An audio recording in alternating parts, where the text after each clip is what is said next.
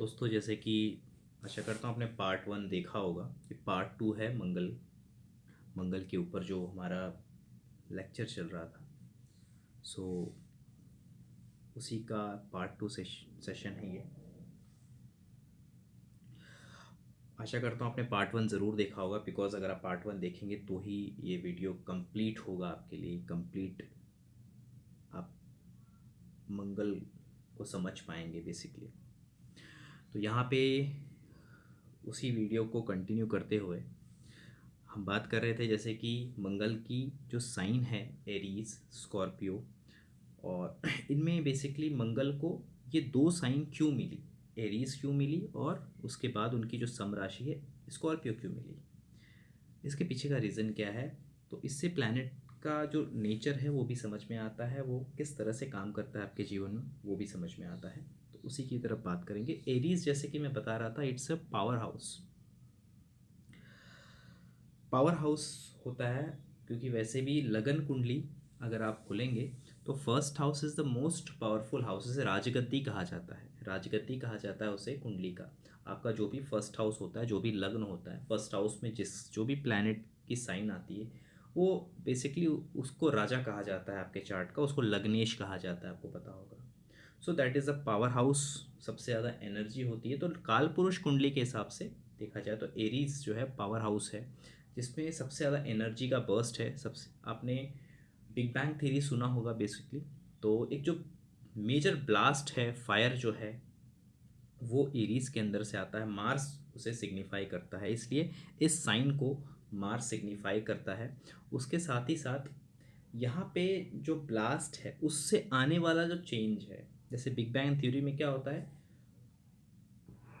एक बहुत ही बड़े विस्फोट से जो एक बोलते हैं ना ब्रह्मांड का विस्तार हुआ बेसिकली। तो जो चेंजेस आते हैं, मेजर ट्रांसफॉर्मेशन, जैसे मैंने कहा स्कॉर्पियो जो है वो एट हाउस, काल पुरुष के एट हाउस एनर्जी को दर्शाती है।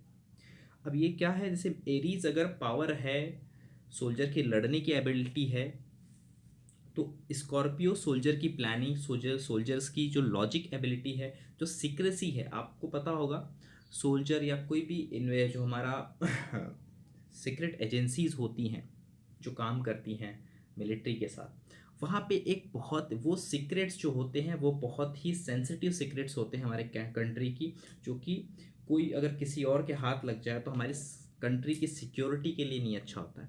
तो बहुत ही हिडन सीक्रेट, बहुत ही जो कि किसी को एक्सेसिबल नहीं है, इवन वो प्राइम मिनिस्टर को भी इजीली एक्सेसिबल नहीं होती, ऐसी सीक्रेट चीज़ें जो स्कॉर्पियो दर्शाता है। स्कॉर्पियो जो है वो हिडन एनर्जी है, हिडन चीज़ों को दर्शाता है।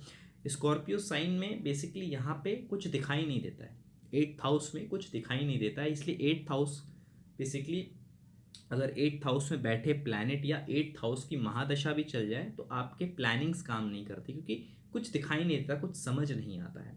और स्कॉर्पियो वो साइन है जहाँ पे बहुत ही अनसर्टेनिटी है, जहाँ पे आप कोई चीज़ 100% कन्फर्म या प्रिडिक्ट नहीं कर सकते, 100% कन्फर्म नहीं बोल सकते। इसीलिए एट्थ हाउस जितनी भी ऑकल्ट साइंस हैं, चाहे वह एस्ट्रोलॉजी हो, वास्तु, तांत्रिक विद्या, जितनी भी हैं ऑकल्ट साइंस जो भी हैं, वो कहाँ पे आती, एट्थ हाउस से देखी जाती है।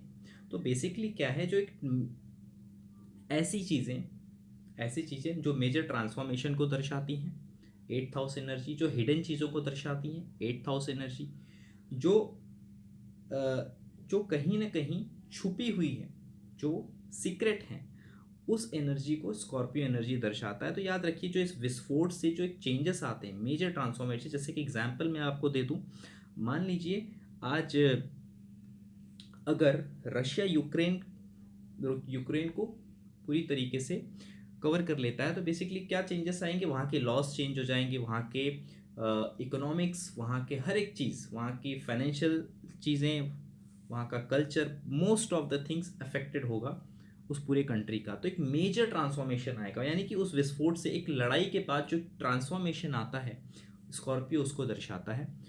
तो ट्रांसफॉर्मेशन किन किन चीज़ों में आता है, जैसे कि अभी सर्जरी भी एट्थ हाउस का पार्ट होता है बेसिकली। अगर बॉडी सर्जरी के अंदर जाती है तो क्यों जाती है? अब देखिए वहाँ पे भी देखिए अनसर्टेनिटी होती है, हर सर्जरी सक्सेसफुल नहीं होती, आपको पता होगा। Every surgery is not successful. वहाँ पे भी डाइसी होता है कि या तो सक्सेसफुल होगा या तो सक्सेसफुल नहीं होगा। तो 8th हाउस में जो भी चीज़ें आती हैं वहाँ पे चीज़ें कंफर्म नहीं होती। जैसे कि एस्ट्रोलॉजर की प्रिडिक्शन की बात करें हम, तो एस्ट्रोलॉजी को क्या कहा गया? Astrology is the science of probability. तो बेसिकली वहाँ पे कितना एक्सपीरियंस है, कहते हैं ना वो सर्जन कितना अच्छा है, वो कितनी कितनी सर्जरीज उसने परफेक्ट की है, डिप उसकी उस पे हम ज़्यादा विश्वास करते हैं, ना कि हम इस बात पे विश्वास करते हैं कि सर्जरी जो है वो होने के बाद कंफर्म अच्छा हो ही जाएगा। तो अक्सर हम सोचते हैं कि जो सर्जन हो, जो सर्जरी करने वाला डॉक्टर हो, बहुत बेस्ट हो। तो 8th हाउस विद प्रैक्टिस, यानी कि 8th हाउस ध्यान का भी होता है, डीप मेडिटेशन का। तो 8th हाउस की एनर्जी को मास्टर करने के लिए आपको क्या करना पड़ेगा? मेडिटेट करना पड़ेगा। अगर आपको बहुत अच्छे एस्ट्रोलॉजर बनना है तो सेल्फ मेडिटेशन आपको करना बहुत इंपॉर्टेंट है। स्कॉर्पियो साइन डीप का, बहुत ही डीप और इंटेंस साइन है दोस्तों। इसके लिए आपको अंदर अंदर की तरफ जाना पड़ता है। सेम मार्स, यहाँ पे मार्स की जो प्लानिंग एबिलिटी है, जो प्लानिंग है मार्स की, वो इस साइन से देखी जाती है। जो मार्स की सीक्रेट एनर्जीज हैं, आपको पता है ना, किसी भी, अगर मैं आपको डिटेल में समझाऊं तो किसी भी मिलिट्री, कोई भी देश अपनी मिलिट्रिकल एनर्जी, मिलिट्रिकल जो पावर होती है, जो उनके वेपन्स होते हैं बेसिकली, वो खुल के नहीं दिखाती कभी भी। वो काफ़ी चीज़ें हिडन रखती हैं उसको। तो स्कॉर्पियो उन सब चीज़ों को दर्शाता है। सिमिलरली जैसे यहाँ पे वो सारी एनर्जीज हैं, वो सारी अनसर्टेनिटी है, 8th हाउस की एनर्जी यहाँ पे रूल करती है। तो इस तरह से मार्स जो है इस दोनों साइड को रूल करता है। अब हम बात करें दोस्तों कि मंगल जो है वो इस कैप्रिकॉन में क्यों उच्च का होता है? कैप्रिकॉन एक तो शत्रु, एक तरह से शनि का साइन है, जो कि मंगल और शनि का बहुत अच्छा रिलेशन नहीं है, हमें पता है, बट स्टिल मार्स वहां पे जाके एग्जॉल्टेड हो जाता है। अब इसको समझते हैं, जैसे कि मंगल जो है, मंगल जो है अगर आप वास्तु में भी देखेंगे तो साउथ डायरेक्शन का मालिक होता है, यानी कि साउथ डायरेक्शन का प्लैनेट माना जाता है। और उसके अलावा मैं बताऊं तो मंगल एक, आप एक यहाँ पे अगेन मैं कहूँगा, कोई भी एक ऐसा व्यक्ति है, चाहे वो स्पोर्ट्स वाला हो, चाहे वो स्पोर्ट्स फिटनेस या मिलिट्री का कोई, मतलब इन सब चीज़ों से मंगल का संबंध है। ऐसा व्यक्ति कहाँ पे अपने क्वालिटीज़ को अच्छे से दिखा सकता? Obviously out of the home. 4th house क्या है? हमारा घर है। 10th house out of the home हो जाता है हमारा, तो फील्ड पे। और कहाँ पे दिखा सकता है? अपने प्रतिद्वंदी के सामने, राइट, अपने कॉम्पिटिटर के सामने, अपने दुश्मन के सामने ही वो अपनी पूरी एबिलिटी को, एक सोल्जर, एक स्पोर्ट्समैन, वो दर्शा सकता है। एक अपने कॉम्पिटिटर के सामने दर्शा सकता है, अपने जो भी है, आप समझ गए होंगे। तो कैप्रिकॉन घर के बाहर जो है, एनर्जी जो है 10th हाउस एनर्जी है। काल पुरुष कुंडली में ये दशम भाव में कैप्रिकॉन पड़ता है। मंगल वहां पे एग्जॉल्टेड इसलिए हो जाते हैं क्योंकि वहां पे वो अपनी पूरी जो काबिलियत है, कैपेबिलिटी है, अपनी स्ट्रेंथ को कंप्लीटली दिखा सकते हैं। वो सबसे सही जगह है मंगल के लिए परफॉर्म करने के लिए। That's why Capricorn is the sign जहाँ पे मार्स एग्जॉल्टेड हो जाते हैं। और साथ ही साथ आपको बता दूं, मार्स 10th हाउस में ही डायरेक्शनल स्ट्रेंथ भी मिलती है उनको, जो षडबल में एक बल माना जाता है, जिसे हम कहते हैं दिग्बल में 6 प्रकार के स्ट्रेंथ होते हैं दोस्तों प्लैनेट के। वो मैं आपको जब जैसे जैसे कोर्स एस्ट्रोलॉजी का चलेगा, जो लोग एस्ट्रोलॉजी कोर्स जिन्होंने ज्वाइन किया हुआ है मेरा, उसमें ये पार्ट मैं ऑलरेडी समझाऊंगा कि षडबल क्या चीज़ होती है, स्ट्रेंथ ऑफ द प्लैनेट जिसे हम कहते हैं, उसको कैसे समझना है। फिलहाल आप इस पे समझ लीजिए कि मार्स 10th हाउस में काफ़ी बलवान होता है। किसी भी साइन में क्यों, भले हो नीच का ही क्यों ना बैठा हो, नेचुरली एग्जॉल्टेड होता है वो। तो कैप्रिकॉन में यानी 10th हाउस में मार्स बहुत अच्छा परफॉर्म करता है, वहां पे उसकी बहुत ही एबिलिटी को अच्छे से देखा जा सकता है, इसलिए वो कैप्रिकॉन में एग्जॉल्टेड होता है। कैंसर साइन में वो डेबिलिएटेड क्यों हो जाता है, नीच का क्यों हो जाता है? जबकि उसके परम मित्र एक तरह से चंद्रमा का साइन है, जो कि उसके बहुत ही अच्छे मित्र हैं। Reason behind that, Cancer energy जो है वो कंफर्ट जोन की एनर्जी है। कंफर्ट की एनर्जी है, हैप्पीनेस की एनर्जी है, सुखों का सुख भाव है। चंद्रमा का मूलतः नेचुरल हाउस ऑफ मून कहा जाता है। और कैंसर जो है एक वाटर साइन को दर्शाता है दोस्तों, water sign, purely water sign, जो कि कौन से वाटर को दर्शाता है कैंसर? जो कि फ्री फ्लोटिंग वाटर है, चाहे वो रिवर का वाटर हो या फिर झरना है, किसी भी तरह का वाटरफॉल पकड़ लीजिए आप, सी वाटर देख लीजिए, इन सब वाटर को कैंसर दर्शाता है, जो फ्री फ्लोटिंग वाटर्स हैं। तो यहाँ पे मार्स एक तो वाटर साइन, और यहाँ पे एक तो सबसे इमोशनल साइन भी माना जाता है। Cancer sign is a emotional sign, जिसमें इमोशंस है, चंचलता है, जिसमें चंद्रमा चंचलता का कारक होता है। तो यहाँ पे आने के बाद अब आप ऐसा समझिए, किसी फोर्थ हाउस क्या है? आपके माता का घर है, मदर्स होम, यानी कि अपने घर के अंदर हो, आप कंफर्ट में हो।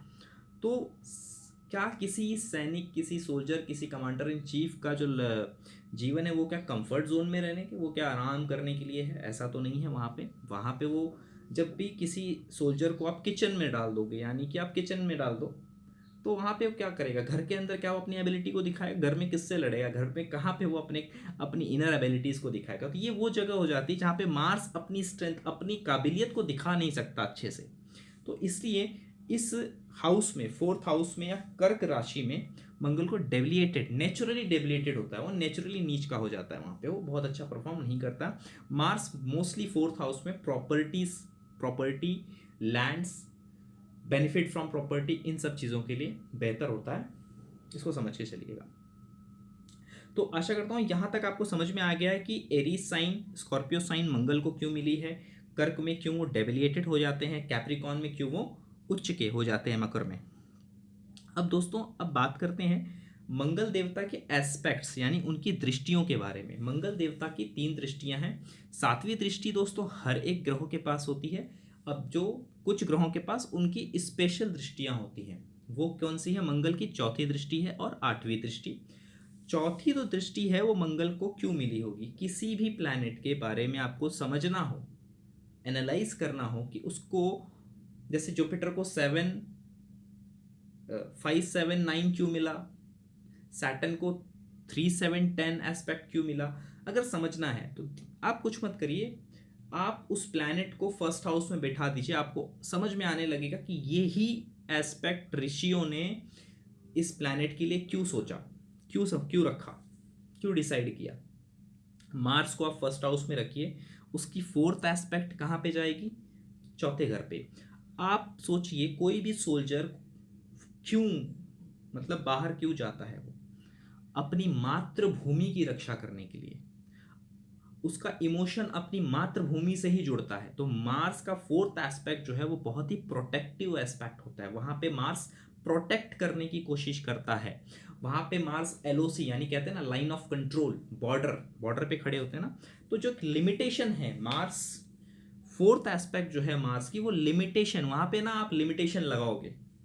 जहां पे भी मंगल 4था एस्पेक्ट दे रहा है, वहां पे आप कोशिश करोगे उन रिश्तों में, उन जगहों पे आप लिमिटेशन डिसाइड करोगे सामने वाले की, और आपका एक बहुत ही प्रोटेक्टिव अप्रोच और पॉजिटिव अप्रोच रहेगा। फॉर एग्जाम्पल, अगर मंगल आपके फर्स्ट हाउस में बैठा है, तो आप अपने होम के लिए, अपनी मदर के लिए, अपने प्रॉपर्टीज के लिए और व्हीकल्स के लिए, even because 4th house is vehicle, property और अपने कंफर्ट जोन, अपने इमोशंस के लिए 4th house is your emotion, इसको लेके बहुत ही प्रोटेक्टिव रहोगे, बहुत ही पॉजिटिव एक एनवायरनमेंट आप क्रिएट करोगे वहां पे।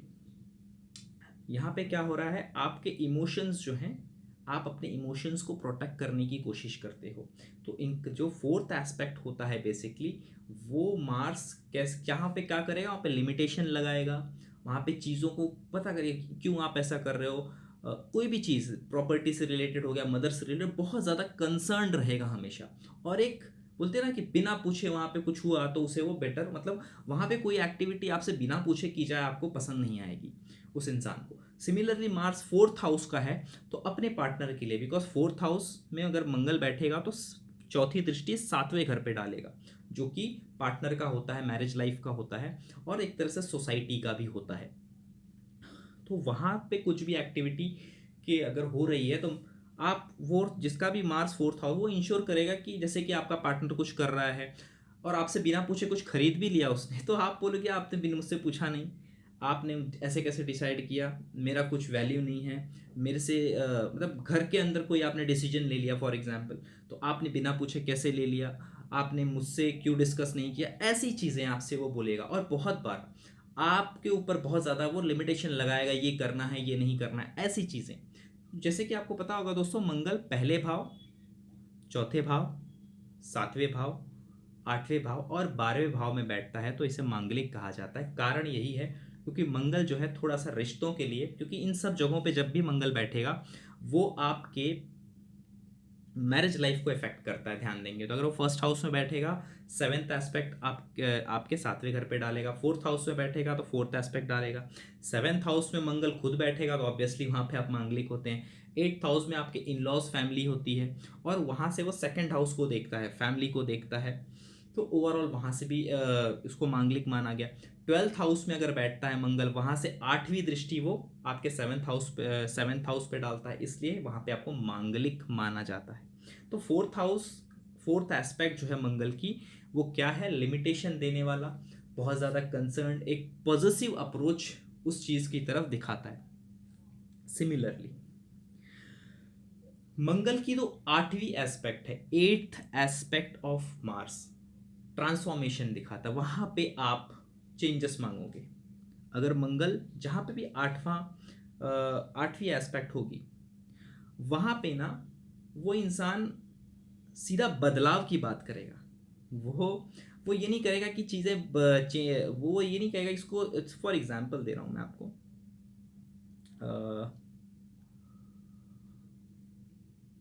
सपोज अगर अगर सपोज मार्स किसी का थर्ड हाउस में बैठा हुआ है, ठीक है, एट एस्पेक्ट उसके टेंथ हाउस पे जाएगी मार्स की, तो बेसिकली वहां पे क्या होगा ना, अगर उस वो क्या चाहेगा, वो सीधा जॉब चेंज करने की बार बार बात करेगा। मतलब वो ना अपने उसके उसके जॉब में ना कुछ मेजर उस करियर में मेजर चेंजेस आएंगे, जॉब को लेके, बॉस को लेके, फादर फैमिली से रिलेटेड, फादर को लेके कुछ ना कुछ मेजर चेंजेस उसको वहां पे फेस करने पड़ेंगे। Transformation, eighth house, transformation, eighth aspect दिया गया है मार्स को, ठीक है। एट्थ साइन जो है मंगल के पास है, एट्थ एस्पेक्ट भी मंगल को इसलिए दी गई है। तो समझ में आया ये एस्पेक्ट मार्स को स्पेशल एस्पेक्ट फोर्थ और एट्थ ही क्यों नहीं। सेवेंथ एस्पेक्ट जो मार्स की होती है वो बेसिकली मार्स की प्रतिबिंब है, यानी कि वो मार्स की बिहेवियर, वो मतलब जैसा मार्स इफेक्ट देता है वैसा ही प्रतिबिंब है, वैसा ही इफेक्ट वो सेवेंथ हाउस पे देते हैं। बेसिकली एक डोमिनेंसी, एक कंट्रोल जो एक मार्शियन एबिलिटी को दर्शाता है, तो वो सेवेंथ एस्पेक्ट दिखाता है। तो दोस्तों आशा करता हूँ यहाँ तक आपको एस्पेक्ट जो मैंने भी समझाया, मार्स के एस्पेक्ट कैसे काम करते हैं वो आपने समझ लिया होगा। अब बात करते हैं, मार्स जो है दोस्तों हर तरह की एनर्जी है। मैंने शुरुआत में फर्स्ट लेक्चर में भी यही आपको बताते आया हूं। अब देखिए दोस्तों, यहाँ पे मार्स पित्त का कारक है, मार्स सेक्सुअल एनर्जी का भी कारक है, स्ट्रेंथ का कारक है, फिटनेस का कारक है, ब्लड का कारक है, बोन मैरो जो होती है जहाँ पे ब्लड बनता है उसका भी कारक है। तो दोस्तों यहाँ पे मैं ये कहूँगा कि मार्स को अब हम थोड़ा सा और, अब दूसरे हमने साइन समझ लिया, एस्पेक्ट समझ लिया, अब मैं थोड़ा सा मार्स की प्रिडिक्शन कैसे करनी चाहिए, अब मैं उस पे आ रहा हूँ। आपका मार्स कहीं पे भी बैठा है या फिर कुछ भी स्थिति में हो, मंगल को एनालिसिस कैसे करना है। When you start analysis of your Mars, आपको किन किन चीज़ों का ध्यान रखना है। पहली बात, देश काल पात्र तो मैंने आपको समझा दिया, और मंगल जो है वो पूर्ण परमात्मा ग्रह में आते हैं। कुछ ही ग्रह हैं जो पूर्ण परमात्मा ग्रह में आते हैं, जैसे कि सूर्य, चंद्रमा, मंगल, राहु, ये चार ग्रह जो हैं इन्हें पूर्ण परमात्मा ग्रह कहा गया है, ठीक है, पूर्ण परमात्मा ग्रह। अब मंगल को, अब जब भी आप प्लैनेट के बारे में सोचते हो किसी भी प्लैनेट के रिजल्ट पे आने से पहले उसकी स्ट्रेंथ देखिए, वो जहाँ पे भी बैठा है वो हाउस कितना कंफर्टेबल है उसके लिए, पहले ये समझना है। वो साइन कौन सा है वो देखना है, एक्सॉल्टेशन में है, डेविएशन में, वो देखना है। एस्पेक्ट उनके ऊपर कौन कौन से है, कौन से प्लैनेट के हैं वो देखना है। फ्रेंडली प्लैनेट है या फिर उसको एग्जॉस्ट करने वाला प्लैनेट है, ये आपको देखना है।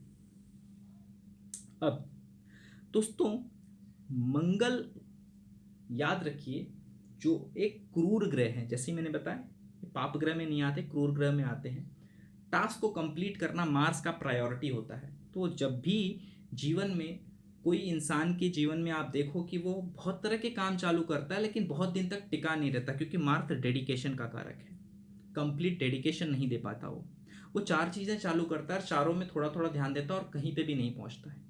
मार्स मार्स एफ्लिक्टेड है उसके चार्ट में। किसी एक काम को बहुत ही शिद्दत से करने की जो एक कैपेसिटी होती है वो मंगल खुद देते हैं। ठीक है, डेडिकेशन लगाना, पूर्ण स्ट्रेंथ लगा देना अपना, ये मंगल की खासियत है। तो कोई भी काम आधा अधूरा छोड़ देना, ढंग से नहीं करना, ये खराब मंगल को दर्शाता है। कोई आपसे कह रहा है कि मेरे जीवन में बहुत सारी प्रॉपर्टी के प्रॉब्लम्स चल रहे हैं, ये भी मार्स कहीं चैलेंजिंग पोजीशन में है, याद रखिए। और उसका फोर्थ लॉर्ड भी कहीं ना कहीं एफ्लिक्टेड अवस्था में होगा, तभी इस तरह की दिक्कत उसे फेस करनी पड़ रही है। कोई कहता है कि मेरा भाइयों से बिल्कुल नहीं जमता, तो मंगल जो होते हैं दोस्तों तीसरे भाव के मुख्य कारक होते हैं, मेजर कारक, significator of a third house is the Mars, यानी नेचुरल सिग्निफिकेटर। कहने का सिग्निफिकेटर का मतलब क्या होता है, आपकी कोई भी लग्न कुंडली हो, भाइयों के लिए जो सिग्निफिकेटर है, पराक्रम के लिए जो सिग्निफिकेटर है थर्ड हाउस का, वो कौन होगा, वो मंगल ही होगा हमेशा।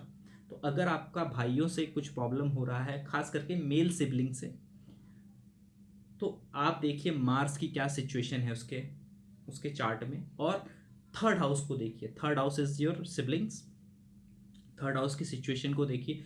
फॉर एग्जाम्पल मैं एक दे देता हूँ, मान लीजिए उस कोई चार्ट आपने देखा थर्ड हाउस में केतु बैठा है और मार्स की सिचुएशन भी अच्छी नहीं है, यानी मार्स 12th हाउस में डेबिलिएटेड है या 8th हाउस में डेबिलिएटेड है या कहीं पे भी खराब स्थिति में है, कंबस्ट है, तो वहाँ पे आप बहुत ही ईजिली प्रेडिक्ट कर सकते हो कि उसका भाइयों से रिलेशन नहीं है, या तो उसके भाई नहीं है, भाइयों से कुछ खास संबंध ही नहीं है, या तो फिर ऐसा होगा कि उसके अगर छोटे भाई होंगे तो उनकी भी सिचुएशन अच्छी नहीं होगी, वो बुरे हालात में ही होंगे। इन सारी चीज़ों को आप प्रिडिक्ट कर सकते हो मार्स को और थर्ड हाउस को इस तरह से एनालिसिस करके, क्योंकि थर्ड हाउस में केतु बैठा है जो कि असंतोष का कारक है, और मंगल यहाँ पे बैठा, मंगल की सिचुएशन अच्छी नहीं है, तो एक कुछ प्रिडिक्शन इस तरह से करनी है। अब बहुत एक चीज मैं आपको बता देता हूँ क्रूर ग्रहों के बारे में। क्रूर ग्रह 3, 6, 3, 6, 9, 10, 11th हाउस में अच्छे रिजल्ट्स देते हैं, मोस्टली अच्छे रिजल्ट्स देते हैं। कुछ कंडीशंस में नहीं देंगे, वो कैसे आपको बता देता हूँ। सपोज आप ऐसा समझिए, आपका मीन लगन का कुंडली है, यानी कि लगन में 12 नंबर लिखा है, दूसरा घर कौन सा होगा आपका, मेष राशि का होगा। अब इस कंडीशन में मगर मान लीजिए मंगल 6वें भाव में आ जाए, अब ये शत्रुहंता योग नहीं बन गया आपके लिए, अब ये बहुत दिक्कत वाला कंडीशन हो गया, क्योंकि नवमेश है यहाँ पे, एक तो 9th लॉर्ड है, साथ ही साथ 2nd लॉर्ड है, वो 6th हाउस में आ गए। अब पैसे को लेके और लक को लेके आपको बहुत स्ट्रगल करना पड़ेगा, और बहुत सारा पैसा आपका हो सकता है 6th हाउस के कामों को डील करते, यानी कि डिजीज, लिटिगेशन, एनिमीज, इन सब चीज़ों में, डेप्थ्स, इन सब चीज़ों में आपका व्यर्थ जाए। 2-6 का कॉम्बिनेशन आ रहा है, क्योंकि तो आपको पहले ये देखना है कि मंगल किस ग्रह के किस घर के स्वामी बन के कहाँ बैठ रहे हैं, ये भी ध्यान देना है। प्रिडिक्शन ऐसे करनी है। मोस्टली मैंने जो कहा कि वो मोस्टली वाला जो शब्द हम यूज करते हैं, 6th हाउस में अगर कोई भी क्रूर बैठ जाए तो शत्रुहंता योग बन जाता है, ये बहुत ज़्यादा फेमस है लोगों में, बट ऐसा होता नहीं है। वो तभी बहुत अच्छा होगा, यानी कि शत्रुअंता का मतलब क्या होता है पता है? कि आपके शत्रु आपके लिए फायदेमंद साबित होंगे। ये नहीं कि आप अपने शत्रुओं के साथ लड़के उन्हें हमेशा लड़ने जाओगे और हमेशा जीतोगे, ऐसा नहीं है। आपसे जो भी लड़ेगा अंततः वो खुद आपको, बोलते ना, आपको स्वीकार कर लेगा और आपका बेनिफिट कराएगा, या फिर आपका जो कॉम्पिटिटर है उसी की वजह से आपको बेनिफिट मिलेगा। तो ऐसे में क्या होगा, मान लीजिए अगर आपका कर्क लगन का कुंडली है और मार्स आपका जो बैठा हुआ है 6th हाउस में बैठा हुआ है, अब 6 या क्योंकि मंगल यहाँ पे 10th हाउस का लॉर्ड बनता है, एरीज साइन आती है वहाँ पे 10th हाउस में आपके, और 6-10 की कॉम्बिनेशन, ये बहुत ही अच्छा शत्रुहंता योग बना। सिमिलरली अगर सिमिलरली आप इसे ऐसे भी देख लीजिए कि मंगल मान लो 11वें भाव का स्वामी है और वो 6वें में बैठा, तो भी ये बहुत अच्छा शत्रुहंता योग बना। यानी कि यहाँ पे आप शत्रु पे हावी तो रहोगे ही रहोगे, प्लस वो बहुत बार ऐसा होता है ना कि एक किसी इंसान से आपकी किसी ज़माने में दुश्मनी थी, बट वो बाद में आपका इतना अच्छा दोस्त बन जाता है कि वो बहुत बहुत सारे उसके वजह से बेनिफिट्स होते हैं लाइफ में। तो ये शत्रुहंता योग एक्चुअली इसको कहा जाता है, इस तरह से बनता है ये। तो मार्स को आप इस तरह से जब भी आप आंकलन करेंगे मंगल को, मंगल का एनालिसिस करेंगे, वो इस तरह से करना। अब फिलहाल मैं आपको ये एक रफ आइडिया है जो आप बहुत इजीली यूज कर सकते हो 12 घर पे। मैं जो बताने जा रहा हूँ इंटायर 12 हाउस पे मार्स को लगाना कैसे, वो मैं आपको बताने जा रहा हूँ। लेकिन याद रखिएगा मंगल का एग्जॉल्टेशन कहाँ है, मंगल का डेविएशन कहाँ है, मंगल का डायरेक्शनल स्ट्रेंथ कहाँ है, इसको ध्यान में रखिए। किन हाउसेस के स्वामी हैं इसको ध्यान में रखिए, तो ही आप उसको मास्टर कर पाएंगे। मंगल अगर फर्स्ट हाउस में बैठते हैं, देखिए मंगल एक क्रूर ग्रह है और मंगल की आयु जो है वो ज़्यादा नहीं बताई गई है, तो इसलिए मंगल अगर फर्स्ट हाउस में बैठते हैं तो बेसिकली सर पे चोट लगना, खास करके हेड पार्ट जो होता है उस पर चोट लगने की संभावना ज़्यादा होती है। मैं ऐसा नहीं कहना है कि 100% लगेगी ही, ऐसा नहीं है। मान लीजिए आपका एग्जाम्पल के लिए समझा रहा हूँ, मान लीजिए आपका टॉरस लगन है, मार्स आपके लगन में बैठा हुआ है, बट वीनस जो है वो बहुत अच्छी पोजीशन में 11th हाउस में एग्जॉल्टेड है, तो ऐसा ज़रूरी नहीं कि इसका शॉर्ट लाइफ ही होगा या इसका बहुत बड़ा एक्सीडेंट। हाँ, बट कोश ऐसा हो सकता है कि उसके सर पे कोई कट ज़रूर लगे, पूरे लाइफ के भीतर कुछ ना कुछ कोई कट ज़रूर दिखाई दे, कि उस कट लगाना कुछ ना कुछ छोटा मोटा शॉर्ट ऑपरेशन, बोलते हैं ना कि कुछ बॉयल्स के ही ऑपरेशन करने पड़ गए, कुछ ना कुछ related to head surgical operation होना या कोई चोट लगना, वो हो सकता है मार्स के बैठने की वजह से। तो मार्स फर्स्ट हाउस में इंसान को थोड़ा सा एग्रेसिव बनाता है, बोल्ड पर्सनैलिटी बनाता है, फिटनेस पे ध्यान देने वाला व्यक्ति हो सकता है और अपने काम में डेडिकेटेड व्यक्ति हो सकता है। अब ये कर्क लगन होगा तो उतना ज़्यादा नहीं, बिकॉज वहाँ पे वो डेबिलिटेड हो जाएंगे। उसके अलावा मान लीजिए मकर लगन है तो बहुत अच्छी बात है, मेष लगन है बहुत अच्छी बात है, तो ये चीज़ों को आपको ध्यान रखना है। अब यहाँ पे एक चीज़ याद रखिएगा, मंगल से बनने वाला पंच महापुरुष योग, मंगल अपने राशि का या एग्जॉल्टेड अपने राशि यानी एरीज में या स्कॉर्पियो में हो या तो फिर कैप्रिकॉन में, इन तीनों साइन में से किसी में भी बैठा हो और केंद्र में यानी पहले फर्स्ट हाउस में, फोर्थ हाउस में, 7th हाउस में या फिर 10th हाउस में बैठा हो, तो पंच महापुरुष योग बनता है। पंच महापुरुष योग मंगल के द्वारा बनता है। अच्छा, पंच महापुरुष मंगल के द्वारा बनेगा तो क्या होगा, ऑब्वियसली ये जो पर्सन होगा अपने काम को लेके बहुत अच्छा होगा, काम को लेके डेडिकेटेड होगा, काम को कंप्लीट करेगा, अपने बॉसेस का, अपने बॉस का काफ़ी करीबी होगा, बॉस का पसंदीदा होगा, बहुत सारी चीज़ें जो मंगल से जुड़े मैंने आपको थोड़ा समझाया इंटायर स्टोरी में। प्रॉब्लम सॉल्विंग अप्रोच होगी उसकी, और खाली बैठना पसंद नहीं करेगा। मंगल जो है फर्स्ट हाउस अपने साइन का हो, जो ने भी आपको समय पंच महापुरुष योग बन रहा हो, तो ये पॉसिबल है। और ऑब्वियसली ऐसा इंसान होगा तो उसके पास बहुत सारी चीज़ें यानी कि धन संपत्ति से कमा सकता है और पैसा अच्छा खासा होगा, ये चीज़ समझ में आती है।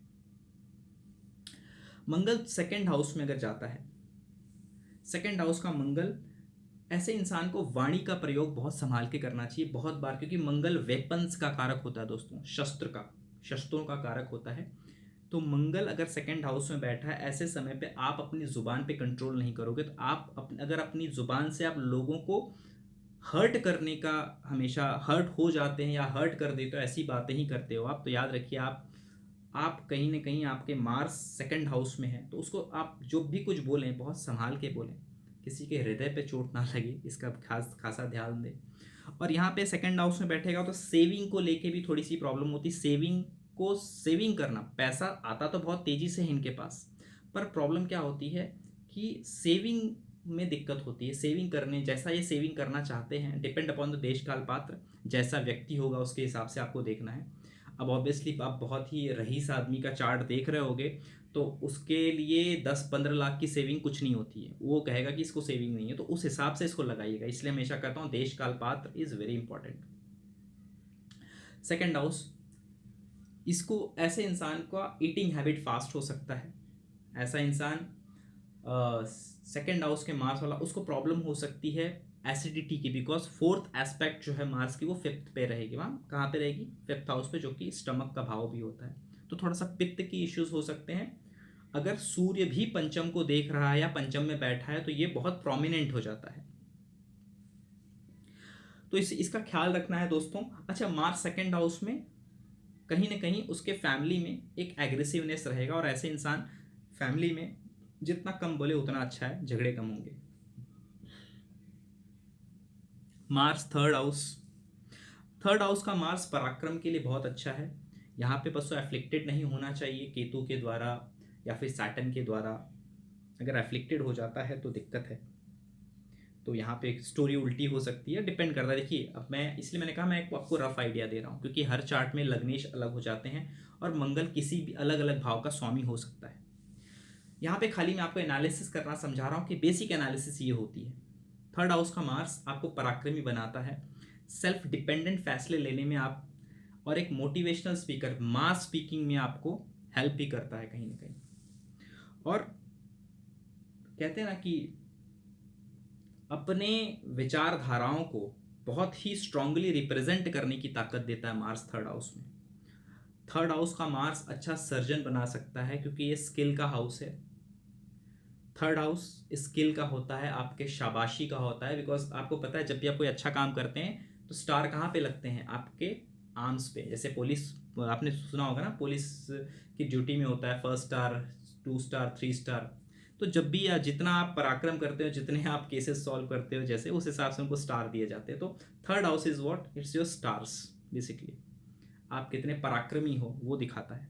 थर्ड हाउस में मार्स होना अच्छी बात है। फोर्थ हाउस में मार्स, मैंने कहा, नेचुरली डेबिलिएटेड होता है। नेचुरली यानी कि यहाँ पे वो कालपुरुष कुंडली में डेबिलिएटेड माना जाता है नेचुरली, इसलिए नेचुरली डेबिलिटेड। यहाँ पे बहुत अच्छे रिजल्ट्स नहीं मिलते, बट प्रॉपर्टी के लिए कहीं ना कहीं रिजल्ट्स ठीक होते हैं। मंगल चौथे भाव में कभी कभी अगर यहाँ पे एफ्लिक्टेड हो जाए केतु या सैटर्न के द्वारा, तो बहुत बार ऐसा देखने मिलेगा कि मॉम की लाइफ स्ट्रगलफुल बना देता है, या मॉम की लाइफ में हेल्थ को भी अफेक्ट करता है कहीं ना कहीं। अदरवाइज मार्स और बहुत ज़्यादा तकलीफ नहीं देता है। 10th हाउस के लिए अच्छा है, बिकॉज 10th को एस्पेक्ट करता है, तो कहीं ना कहीं काम को लेके इंसान अपने काम को लेके एक्साइटेड रहता है, काम करना चाहता है, इच्छुक होता है, भूख होती है उसके अंदर काम को ख़त्म करने की, काम से जुड़े रहने का, प्रोफेशनल लाइफ एक्टिव रखने के लिए उसकी एक भूख रहती है। फोर्थ हाउस का मार्स एटलीस्ट इन सब चीज़ों के लिए अच्छा है। फिफ्थ हाउस का मार्स एक न्यूट्रल समझिए। हाँ, जो लोग टेक्निकल एजुकेशन या कुछ करना चाहते हैं, इंजीनियरिंग, सिविल, मैकेनिकल, उनके लिए काफ़ी अच्छा है, बिकॉज लॉजिकल प्लैनेट है तो इंजीनियरिंग के लिए हेल्प करता है। किसी भी तरह का शैल्य क्रिया जैसे सर्जन बनाने में भी यहाँ पे भी बैठ के मार्स काफ़ी हेल्प कर सकता है। तो मार्स फिफ्थ हाउस को जब भी आप एनालिसिस करें, जुपिटर का एनालिसिस बहुत ज़रूरी है, बिकॉज फिफ्थ हाउस के कारक ग्रह होते हैं जुपिटर, और उसी हिसाब से, और जो भी फिफ्थ हाउस के लॉर्ड होंगे आपके लगन कुंडली में, उसके हिसाब से एनालिसिस करिएगा मार्स की। तो फिफ्थ हाउस का एनालिसिस करने से पहले वहाँ के लॉर्ड और जुपिटर को ज़रूर देख लीजिएगा, उनकी क्या स्थिति है, उसके बाद ही कुछ मार्स को लेके आप बोलिएगा।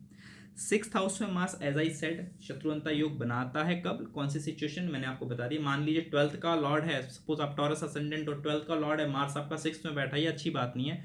आपके दुश्मन आपको हानि पहुंचा सकते हैं।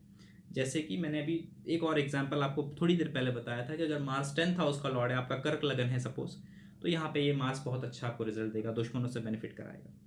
तो डिपेंड करता है। मार्स 6th हाउस बेसिकली अच्छा होता है दुश्मनों पे विजय पाने के लिए, बट यही कॉम्बिनेशन बुरी भी हो जाती है अगर कॉम्बिनेशन अच्छी नहीं है चार्ट में, तो यही ज़रूरत से ज़्यादा शत्रु आपके जीवन में आपको देखने मिलेंगे, ज़रूरत से ज़्यादा लड़ाइयों का सामना आपको करना पड़ेगा। 6th house Mars. मंगल 7वें भाव में अगेन पार्टनरशिप के लिए थोड़ा सा दिक्कत देता है, मैरिज लाइफ को थोड़ा बहुत डिस्टर्ब कर सकता है। अपार्ट फ्रॉम दिस बिजनेस के लिए अच्छा है, प्रॉपर्टी के लिए अच्छा है, बहुत सारे कामों के लिए अच्छा है। डिपेंड करता है अगर वो 11th 10th या 2nd हाउस का लॉर्ड है और 7th में बैठा है तो ओवरऑल चीज़ें ठीक ठाक ही रहती हैं। बस यहाँ पे याद रखिएगा 8th एस्पेक्ट मार्स की वो 2nd हाउस में जो पड़ रही है वो आपके सेविंग्स को काफ़ी हिलाती है, आपके फैमिली लाइफ को काफ़ी थोड़ा सा ट्रांसफॉर्म करती है, जो मैंने आपको बताया। तो ये थोड़ी सी दिक्कत मेजर देखनी पड़ती है 7th हाउस मार्स के लिए। मार्स 8th हाउस अगेन मांगलिक भी कहा जाता है, और 8th house Mars basically 8th house क्या है दोस्तों, मैंने आपको बहुत अच्छे से कोशिश की एक्सप्लेन करने की। जहाँ पे सबसे ज़्यादा अनिश्चितता है, जहाँ पे ट्रांसफॉर्मेशन है, जहाँ पे चीज़ें छुपी हुई हैं, और जहाँ पे जिसको मृत्यु भाव भी कहा जाता है, एक मेजर ट्रांसफॉर्मेशन को ही दर्शाता है 8th हाउस। मार्स यहाँ पे बैठता है, मार्स एक स्पीडी प्लैनेट है, स्पीड से रिजल्ट देने वाला प्लैनेट है, तो उसका यहाँ पे बैठना उतना अच्छा नहीं माना गया। और अगर यहाँ पे साथ में राहु या केतु ज्वाइन कर ले तो आप ऐसे इंसान को मैं कहता हूँ ड्राइविंग ना करे तो बहुत अच्छी बात है, और एक्सीडेंटल जोन से, फायर वाली चीज़ों से दूर रहना चाहिए, वेपन से दूर रहना चाहिए। तो मार्स जो है यहाँ पे थोड़ा सा डिफिकल्ट, एक चैलेंजिंग पोजीशन में है अगर मार्स 8th हाउस, इसीलिए थोड़ा सा डिस्टर्बिंग पोजीशन है ये मार्स की। मार्स 9th हाउस में एज विथ जैसे 5th हाउस के लिए मैंने कहा वैसे ही है, यहाँ पे भी मार्स अच्छे रिजल्ट्स देता है, बट डिपेंड्स 9th लॉर्ड कौन है, जुपिटर की हालत कैसी है इस चार्ट में, वो देख लीजिएगा। Mars 10th house obviously naturally exalted house है, मार्स यहाँ पे अच्छा ही रिजल्ट देता है। ऐसा आदमी काम का भूखा होता है, वो चाहता है काम करना चाहे, वो काम चोर नहीं होता बेसिकली, वो चाहता है कि वो जॉब करे, वो करियर में कुछ करे, भूखा होता है वो काम का। तो 10th house Mars obviously good for career, बस यहाँ पे थोड़ा सा ध्यान दीजिएगा कि अब वो मार्स की कंडीशन कैसी है, कौन से साइन में बैठा हुआ है, और शनि की क्या, बिकॉज सैटर्न इज एन सबसे बड़े जो नेचुरल कारक सिग्निफिकेटर हैं, जैसे मार्स मैंने कहा 3rd हाउस के, वैसे शनि 10th हाउस के होते हैं। तो कहीं ना कहीं 10th हाउस का लॉर्ड और शनि, इनका अगर मार्स खुद ही 10th हाउस का लॉर्ड है तब तो वेल एंड गुड, पंचमहापुरुष योग बन गया आपका। अदरवाइज शनि को एक बार देखना जरूरी है। 11th हाउस में मार्स ऑब्वियसली अच्छा रिजल्ट देगा, मनी के लिए बहुत अच्छा होता है 11th हाउस का मार्स, बशर्ते यहाँ पे डेविएशन में या जल राशि में ना हो तो बहुत अच्छी बात है। मंगल 12वें घर में अगर 9th लॉर्ड होके आ जाता है, 9th लॉर्ड होके अगर वो आपके 12th हाउस में आ जाता है तो फॉरेन के लिए अच्छा है, कहीं ना कहीं फॉरेन जाने के लिए ये जल्दी रिजल्ट मिल जाता है, अर्ली एज में आप फॉरेन जा सकते हो, फॉरेन विजिट हो सकती है आपकी, उसके लिए अच्छा है। और यहाँ पे बैठा मार्स राहु के इल इफेक्ट्स को कम करता है, राहु के बुरे रिजल्ट्स को कम करता है। तो मंगल यहाँ पे 12वें घर में लगभग ऐसा ही कुछ रिजल्ट देता आपको नजर आएगा। अब इसकी एनालिसिस जब आप करें तो याद रखिएगा, कुछ चीज़ों का ध्यान रखिए, साइन का ध्यान रखिए, और षडबल, ये एस्ट्रोलॉजी की कोर्स में षडबल को भी मैं सिखाऊंगा ऑब्वियसली। तो जो लोग एस्ट्रोलॉजी कोर्स इनरोल करना चाहते हैं मेरी इस वेबसाइट पे जाके अपने आप को इनरोल कर सकते हैं इस कोर्स के लिए। कंप्लीट प्रिडिक्टिव एस्ट्रोलॉजी कोर्स है दोस्तों, जिसमें मैं आपको हर एक चीज़ मोस्टली सिखाऊंगा, कैसे एक प्रिडिक्टिव एस्ट्रोलॉजी से जो कनेक्ट होती है, प्रिडिक्शन कैसे की जाती है, प्रिडिक्टिव टेक्निक्स मोस्टली क्या है, स्नैपशॉट प्रिडिक्शन कैसे किया जाता है, इवेंट्स को कैसे समझा जाता है, ट्रांजिट्स को कैसे समझा जाता है, महादशा इवेंट्स को कैसे देखा जाता है, इन सब चीज़ों की एक प्रैक्टिस, शार्ट प्रैक्टिस, और कैसे उन सब चीज़ों को लेके ये पूरा कोर्स है। रिकॉर्डेड लेक्चर्स हैं और इसके बाद 3 लाइव लेक्चर्स मैं खुद कंडक्ट करता हूँ, जो कि आपके क्या डाउट्स है, कहाँ पे आपको लग रहा है कि आप नहीं कर पा रहे हैं या फिर एस्ट्रोलॉजी आपके समझ में नहीं आ रही, तो ये पूरे कोर्स में मैं काफ़ी कुछ सिखाता हूँ दोस्तों। तो मार्स को किस तरह से एनालिसिस करना है, यहाँ पे मैंने वो चीज़ आपको समझा दी। अब ये देखिए कि आप छोटी छोटी चीज़ों से, जो मैंने आपको समझाया अभी कि कैसे पकड़ना है, वो सबसे बड़ी टेक्निक होती है। आप हमेशा चार्ट नहीं, आदमी देख के समझ जाओ कि उसका मंगल कैसा है, उसकी हरकतें देख के समझ जाओ उसका मार्स कैसा है, उसका एटीट्यूड, उसका बोल्डनेस, उसका बात करने का तरीका, उसके एक्शंस को अच्छे से, मतलब जब आप इन सब चीज़ों में माहिर हो जाते हो तो आपको बहुत बार तो चार्ट देखने की ज़रूरत नहीं पड़ेगी, आप ये देख के बता पाओगे। बेसिकली ये कोर्स में मैं बहुत कुछ इसी हिसाब से सिखाता हूँ कि आप लोगों के एक्शंस को देख के कौन सा प्लैनेट ख़राब है, कौन से हाउस में डिस्टर्बेंस है, कौन से हाउस में अच्छे प्लैनेट्स हैं, मोस्टली आप ये सारी चीज़ें बिना चार्ट देखे प्रिडिक्ट कर पाओ। तो दोस्तों, यहाँ तक जो कोर्स था मंगल को लेके, बिकॉज मैं सारे के सारे प्लैनेट के जो लेक्चर्स हैं वो यूट्यूब पे बेसिकली तो नहीं डालूंगा। ये एक आधा मार्स का मैंने डाला, या फिर एक आधा और किसी प्लैनेट्स के मैं डालूंगा, ज़्यादा तो नहीं डालूंगा।